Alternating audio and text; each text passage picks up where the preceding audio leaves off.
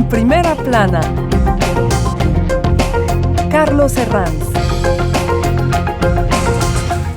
Bienvenidos en Primera Plana, un programa de Radio Francia Internacional y de France 24. Esta semana ponemos el foco en el plan de rearme de la Unión Europea ante el vendaval que está suponiendo los primeros pasos de Donald Trump en la Casa Blanca. Para ello nos acompañan 4 invitados en este estudio que ya les presento. Eusebio Val, corresponsal de La Vanguardia en París. Bienvenido. ¿Qué tal? Encantado. Karen Liliana Lalverde Corredor, es profesora de Derecho y Relaciones Internacionales. Bienvenida. Muchas gracias. Rafael Prus es periodista en el diario La Opinión. Bienvenido. Muchas gracias. Y María Eugenia Sanín es especialista en cuestiones energéticas y profesora asociada en la Universidad de Brie. Bienvenida. Muchas gracias. La era Trump fuerza un cambio brutal en Europa y nuestro asunto en Primera Plana. La vuelta de Trump y el terremoto que ha supuesto para el orden liberal internacional son un examen de primer nivel para la Unión Europea. Tras 80 años de estrecha colaboración, Estados Unidos ya no es un aliado fiable y esa mutación condiciona seriamente dos asuntos vinculados entre sí: la guerra en Ucrania y el futuro de la seguridad europea. Un plan de rearme de 800.000 millones de euros que supone una invitación al gasto por parte de los Estados miembros sin que ese gasto compute en el cálculo del déficit fiscal. Un cambio de reglas patrocinado por el futuro canciller alemán, el conservador Friedrich Merz, que acaba de anunciar una pequeña gran revolución en la tradicionalmente ortodoxa Alemania: el fin del freno constitucional de la deuda. Parece que los vaivenes de Trump están descomponiendo al multilateralismo y están obligando a cambios, a marchas forzadas, que son la expresión de estos tiempos. Repasemos lo que dice la prensa. Corriere Internacional, en su portada: Ucrania, ¿la paz a qué precio? La publicación se pregunta si Europa puede defenderse sola contra Putin. Luego se lo voy a preguntar a mis invitados. El País: Europa asume el alojamiento militar de Estados Unidos y acelera su plan militar. Fuerte desgarro histórico con su aliado. Y dos portadas más que retratan cómo intentan llevar el liderazgo dos líderes distintos: Macron, como lo muestra Liberación, que toma el liderazgo en el dossier de Ucrania, y Starmer, el premier británico, en esta otra de The Economist, que hace un juego comparativo para preguntarse si estamos ante un estadista de la talla de Winston Churchill. Bueno, luego les preguntaré también por estos liderazgos, pero antes de nada, Estados Unidos ya no es un aliado fiable. Veíamos que titulaban los medios el desgarro. ¿Qué les sorprende más, Eusebio, de este vertiginoso cambio de paradigma? Yo creo que es un desgarro, pero sobre todo es un shock, ¿no? Es un shock porque lo que más me ha sorprendido es que Trump pusiera en duda la solidaridad atlántica, incluso, de hecho, el artículo 5 del Tratado de Washington, fundacional de la OTAN, de la defensa mutua, ¿no? Ha dicho que no defendería países que no pagan, que es un concepto un poco subjetivo. Para mí, es este cambio tan drástico. Hemos pasado de Biden, que decía con frecuencia: por favor, no toquéis ni un centímetro cuadrado de territorio de la OTAN, cuando visitaba, por ejemplo, Polonia, que lo hizo en varias ocasiones, a Trump, que pone en duda un aspecto básico de la defensa europea y de la solidaridad atlántica los últimos 80 años. Karen. Bueno, Trump en este momento me está generando contradicciones porque, pues en primer lugar, este aliado que ha sido partícipe del orden mundial desde la Segunda Guerra, como bien lo dices, se está retirando de las obligaciones de la comunidad internacional y está desconociendo los logros de todos los organismos internacionales. Pero a su vez, ¿no?, todo este escándalo se contrapone a una propuesta de paz que él está tratando, o de tregua que él está tratando de llevar entre Ucrania y Rusia. Y para mí, como internacionalista, que me aferro totalmente al concepto contemporáneo del derecho internacional, pienso que todo lo que haya que hacer por lograr la paz es justificable. De acuerdo. Que Europa tendría que investir en rearme y buscar su soberanía en defensa, quizás es algo que se anticipaba incluso antes de la llegada de Trump. Quizá, Rafael, el elemento inaudito está siendo la celeridad con el que se están produciendo los acontecimientos. Lo que Bruselas esperaba hacer quizá en un mandato, lo está teniendo que hacer en marchas forzadas durante las primeras semanas de Trump en la Casa Blanca. Claro, y es la consecuencia del shock del que estamos hablando, ¿no? Y parece que todo está yendo más rápido. Ahora bien, vemos más voluntad política, vemos un cambio, bastante importante en los discursos, Ahora bien, esto supone decisiones difíciles en términos económicos, en términos de presupuesto, por ejemplo, porque si estamos hablando de un plan de a 800 billones de euros, me parece, ¿no? ¿Cuál es el plan de inversión en la industria europea? Estamos hablando de un plan que necesariamente tendrá que, pues, tardará años en materializarse. Ahora, pues, no vemos muy bien exactamente de manera concreta cómo esto se va a llevar a cabo y, sobre todo, el próximo debate que vamos a tener es cómo hacemos, porque estamos en medio de una guerra comercial, de dónde sacamos el dinero como europeos, cómo nos ponemos de acuerdo en términos económicos, presupuestarios, para pues materializar la ambición que tenemos. Un plan de rearme de 800.000 millones de euros para buscar esa autonomía de defensa que depende mucho de la energética, María Eugenia, y que debe abrir otros debates dentro del seno de la Unión Europea. Sí, hablando de esta dificultad, el problema es que no es posible relanzar, no es posible tener autonomía estratégica en armas ni en nada si no tenemos autonomía energética, y actualmente desde la guerra en Ucrania hemos sustituido nuestra dependencia rusa por una dependencia estadounidense y en particular Alemania. La industria alemana y por tanto la industria europea depende del extranjero. Entonces no vamos a poder relanzar ninguna otra industria, en particular la armamentística, si no tenemos autonomía estratégica en la energía, que es la clave, es la base, es con lo que producimos todo. Desde que empezó la guerra, la energía en Alemania ha aumentado. Los hogares pagan más del 70% más desde que empezó la guerra por esta sustitución de gas ruso por gas licuado. La gran pregunta es si puede Europa prescindir de Estados Unidos. Para defenderse sin el apoyo de Estados Unidos, Europa debe reclutar a 300.000 nuevos soldados, adquirir 1.400 nuevos tanques y duplicar su gasto en defensa en los próximos 5 años, estima un estudio del think tank bruselense Bruegel. Tremendo el déficit que tenemos, el desafío que hay por delante. Yo creo que Europa a corto plazo no puede asumir su propia defensa sin la ayuda de Estados Unidos en material, en hombres, sobre todo en elementos tecnológicos de inteligencia por satélites, de aviones AWACS. Son unos déficits que tendrían que cubrirse muy importantes. Aparte, faltan reservistas en países como Francia, como España, no tanto los países nórdicos, que están más preparados para la defensa civil.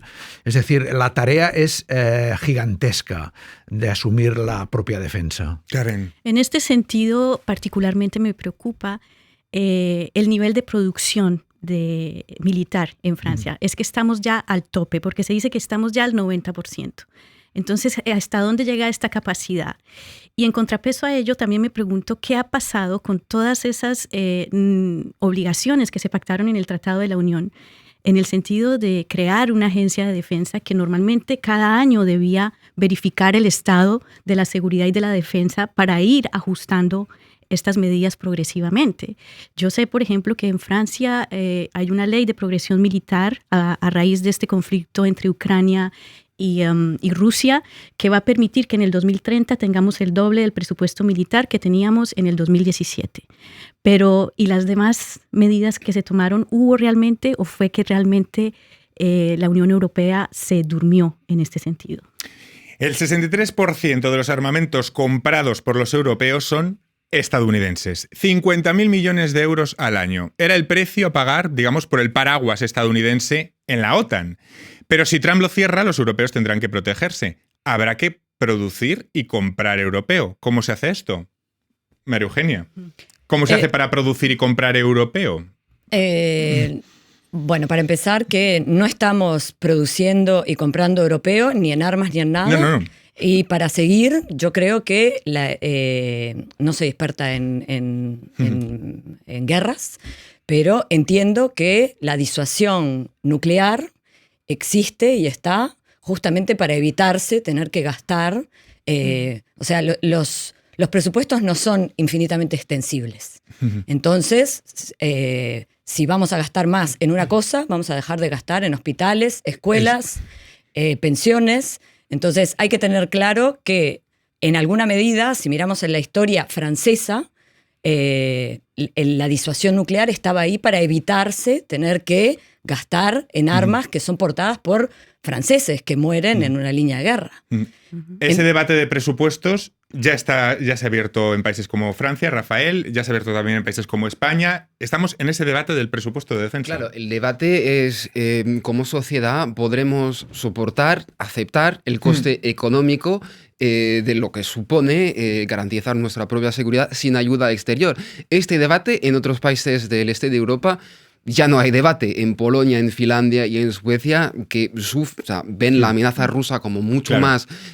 Cuanto más cerca la ves, menos debate tienes con esto. Claro, es un debate que ya forma parte del pasado, pero ahora bien, ese es el problema, porque vemos, por ejemplo, que entre Francia, Italia, Reino Unido, sí, la voluntad política parece que es la misma. Luego, cómo se lleva a cabo esto de manera concreta, vemos, por ejemplo, que el Reino Unido todavía no parece dispuesto a pues cortar todos los lazos todas las relaciones con Estados Unidos. Todavía parece que el gobierno quiere, pues, espera quedarse con una especie de relación especial con Estados Unidos, mientras que Alemania y Francia, pues, de manera clara, ahora, pues, dicen que hay que prepararse el día que Estados Unidos deje de ser un aliado. Y es más, tenemos que fijarnos en lo que pasa en Canadá, por ejemplo, que es un país súper aliado de Estados Unidos. Dicen desde Canadá los responsables políticos que si esto nos pasa a nosotros, que somos los mayores aliados de Estados Unidos, ¿qué pasará con vosotros en Europa? Es algo que tenemos que tomar en... Yo lo que veo es que decimos que nos queremos independizar de Estados Unidos, pero en realidad, ¿cuál es la estrategia? Es gastar exactamente lo que Estados Unidos nos pide para seguir perteneciendo a la OTAN. No hay una verdadera estrategia de vamos a alinear nuestros intereses económicos y geopolíticos en Europa y vamos a elegir una estrategia. La estrategia alemana es vamos a gastar exactamente el 5% del PIB europeo, que es lo que nos pide Estados Unidos para seguir bajo su paraguas. Entonces, ahí es normal que no sepamos cómo reaccionar, porque efectivamente yo creo que no hay una estrategia clara que alinee los intereses europeos, y es normal porque Francia no tiene el mismo grado de riesgo, no tiene el mismo grado de exposición geopolítica que Alemania o que Lituania. Y entonces esa es la verdadera pregunta. Y luego hay países que están obligados a gastar más porque partían con retrasos, el caso de Italia o España, y luego está la cuestión del paraguas nuclear. Bueno, hay muchos asuntos sobre la mesa. Vamos a hacer una breve pausa y enseguida continuamos en Primera Plana. Hasta ahora.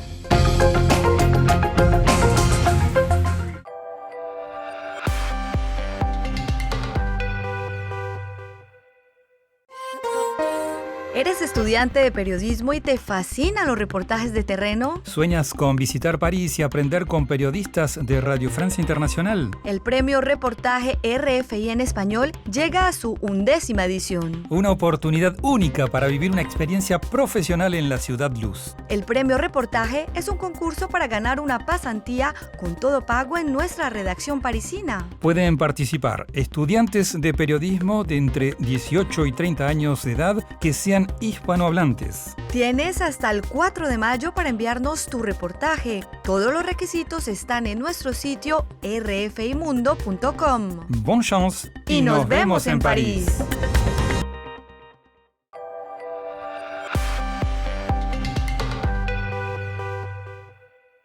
Macron sigue intentando liderar la ofensiva europea para no descolgarse en el proceso de paz de Ucrania. ¿Cómo están viendo este renovado ímpetu del presidente francés en la escena internacional? Ya que lo de dentro no funciona tan bien, parece que lo exterior le puede funcionar mejor. Pues sí, es una situación en cierta manera previsible, porque es verdad que en el ámbito interno ha perdido mucho poder desde que los suyos ya no tienen mayoría en la Asamblea, pero a él le queda esta parte de defensa y de internacional, y es un hombre brillante en la exposición, entonces pues tiene una segunda o una tercera vida hasta que culmine su mandato, quizás, ¿no? Va a relanzar su presidencia. No sé si están viendo cierta, no sé cómo llamar, competición entre Francia y el Reino Unido por liderar el cierto peso europeo o influenciar, porque Europa no está en las negociaciones, pero intentar influenciar desde fuera. Karen. Pues el Reino Unido yo pienso que está preocupado porque si se ve amenazada la OTAN y está fuera de la Unión Europea, no va a gozar de esa protección que tienen los países de la Unión, ni los países de la OTAN si la OTAN desaparece. Entonces el Reino Unido tiene un interés muy particular en poder estar al frente de esta nueva estrategia militar. Y de otro lado, para complementar la parte de Macron, si bien es cierto, la situación interna no le favorece mucho, la Constitución le obliga a ser el jefe de las Fuerzas Armadas en Francia y ser el representante de Francia en la organización internacional. Ahora, que las formas de pronto sean un poco exageradas es diferente, pero es su obligación hacerlo. Rafael, ¿qué te parece esta posición de Macron? No, es cierto que desde los círculos proeuropeos, desde Bruselas, se aprecia el liderazgo de Macron en este episodio. Es verdad que desde Francia se le ve mejor como presidente de la Comisión Europea que como presidente de la República Francesa. Yo creo que también que, como has dicho, como jefe de las Fuerzas Armadas, tiene acceso a informaciones que nosotros no tenemos y en su mensaje a los franceses habló un poco de esto, porque claro, hay tensiones en los cielos, en el Mar Negro, por ejemplo, ciberataques casi a diario. Entonces yo creo que parte de la cuestión es que no va a poder volver a presentarse. Él ya sabe que no será presidente de Francia, entonces está totalmente en su traje de jefe de las Fuerzas Armadas, de jefe de la política extranjera de Francia. Pues sí, yo creo que puede jugar un papel interesante en este... Aparte, perdón, hay la ventaja histórica de que Francia siempre ha sido mucho más autónoma, ¿no? que Gran Bretaña, ¿no? Tiene una fuerza de disuasión totalmente francesa, mientras que la de Gran Bretaña depende en parte de Estados Unidos, ¿no? Y está De Gaulle, ¿no? O sea, que de alguna manera Francia se siente en cierta manera reconfortada en el hecho de lo que está pasando, de que ya lo preveyó De Gaulle hace 60 años. Se escucha, ¿no? un poco el discurso de Francia tenía razón hace 50 años, ¿no? De Gaulle tenía razón. Es algo que y luego él igual no lo usa. Ese argumento no lo usa. Lo podría usar mucho más y no lo usa. Su discurso para mí era enteramente política interna. Él estaba diciendo, yo estoy hablando con gente para aumentar el gasto, pero no será aumentando impuestos. También está la coyuntura. En la pareja franco-alemana, Alemania estaba sumergida en unas elecciones. Luego está Reino Unido, que no forma parte de la Unión Europea, es decir, casi por descarte, además, con arma nuclear, es que era Francia o Francia. Tampoco había mucho más. Y el tema del arma nuclear, precisamente, me dirijo a María Eugenia, la idea de compartir paraguas nuclear, os lo vamos a comentar ahora, pero antes, ¿el resultado de esta secuencia será un aumento en términos de energía nuclear en Europa? ¿Dónde va a quedar el llamado Pacto Verde? ¿Puede ser el gran perjudicado? Todas las otras partidas presupuestarias pueden ser grandes perjudicados. Yo creo que es un error, porque yo creo que la única forma de alinear los intereses económicos y geopolíticos dentro de Europa para poder tener una sola voz es la energética. Actualmente los países europeos no tenemos, nos alineamos detrás de un paraguas Pacto Verde, pero concretamente Francia y Alemania no se han podido poner de acuerdo sobre cómo producir más energía dentro de Europa. Y esto es una clave fundamental para tener competitividad, alinear nuestros intereses económicos y poder hablar de qué es lo que va a pasar con nuestra industria, nuestro acero y en particular nuestro armamento. Pero Parece imprescindible para Europa que este debate se abra, Eusebio, que tiene que haber una confluencia de intereses. ¿Cómo vamos a armar todo esto si no hay una confluencia y una estrategia? No hay una confluencia de muchas cosas. La primera de ellas es que desde el punto de vista financiero hay una asimetría. Es decir, a la hora de afrontar gastos no es lo mismo Alemania, que tiene una deuda del 60 y pico % del PIB, que Francia, que la tiene de 110 o 115%. Es decir, parten de una situación financiera muy distinta, o España o Italia o los países nórdicos. Es decir, que no va a ser muy fácil para Francia invertir mucho más en defensa cuando está el debate de las pensiones, de la deuda. Es decir, yo creo que es un problema de base financiero también. Y otro debate abierto es la idea de compartir el paraguas nuclear, la disuasión a nivel europeo. Este debate abierto, que en cualquier caso sería el de compartir la cobertura y no el del poder del botón nuclear, digamos, que eso dijo Macron bien claro en la intervención televisiva de hace unos días, que iba a seguir en manos del presidente de la República. ¿Qué les parece? ¿La idea de un paraguas nuclear franco-británico es mucho más realista que una disuasión nuclear europea compartida? Digo franco-británico o quizá francés solamente. Bueno, digamos que debemos aprender de las experiencias, porque aquí Francia se ha refugiado y la Unión Europea se ha refugiado en el paraguas norteamericano. Y compartir el paraguas es otro riesgo. Debemos pensar que si el gran aliado Estados Unidos se nos fue, otro de los aliados también se podría ir. Por ende, sí, está muy bien la defensa en bloque, está muy bien compartir el paraguas a nivel europeo y eventualmente con Inglaterra, pero a su vez, el Reino Unido, pero a su vez Francia también debe mirar esta medida en su naturaleza doméstica a nivel interno. Paraguas nuclear. ¿Qué les parece, Rafael? Me parece un cambio de discurso increíble, porque si nos fijamos, Francia desde los años 60 ha invertido tantos recursos, tanto dinero en crear y mantener esa fuerza nuclear independiente, y ahora está hablando de compartirla, cosa que supone un avance bastante interesante. Macron esgrime que no se compartiría en cualquier caso la decisión en sí del poder del botón nuclear, sino, digamos, la cobertura, si bien entiendo. Claro que sí. Y quizá María Eugenia nos pueda explicar la ventaja, por así llamarlo, del paraguas francés, es esa autonomía que no tiene el británico, que dependería más de Estados Unidos. Entiendo que es así, pero... Sí, y además, cuando incluso desde el punto de vista energético nosotros tenemos nuestro parque nuclear de producción de energía nuclear, nos somete al riesgo nuclear de accidentes, etcétera, que otros países actualmente, en términos energéticos incluso, compartimos, porque estamos interconectados a los demás países europeos, mientras que nosotros tenemos ese riesgo. Entonces, es muy difícil decirle al contribuyente francés que ha tenido el esfuerzo durante los años y en parte tiene esa deuda, de que ha invertido en esa energía nuclear, tanto para utilización como para defensa, que ahora la tiene que compartir como una amenaza existencial, es decir, que tiene que, si se atraviesa otra frontera, tener que compartir. O sea, esto hay que discutirlo y hay que generar un consenso en la población europea. Yo creo que el paraguas nuclear europeo quizás es necesario.